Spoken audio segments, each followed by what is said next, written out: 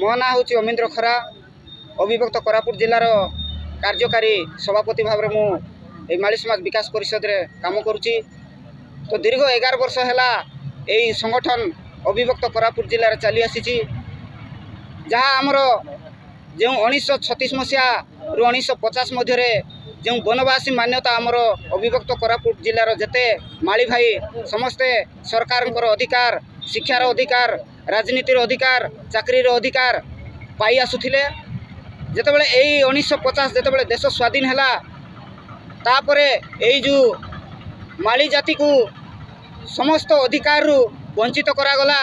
तो एई केते बुद्धिजीवींकर निर्देश क्रमे एई जो अधिकार को पाइबा पई दीर्घ 11 वर्ष हैला एई माली समाज विकास परिषद आंदोलन को ओल्लैची। आज पर्यंत मध्य ओल्लैची।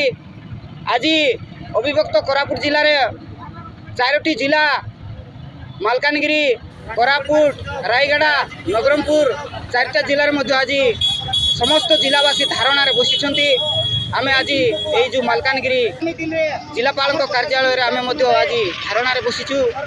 आमर जो पूर्व अधिकार जो वनवासी मान्यता यही 2000 आगामी इलेक्शन भितर जदि आमको फेरई न दियंती आमर वनवासी मान्यता ताहले आज निष्पत्ति नेउचे माली समाज विकास परिषद आगामी दिन रे राजरास्ता को ओल्लैब एवं सरकार को तार जवाब देव।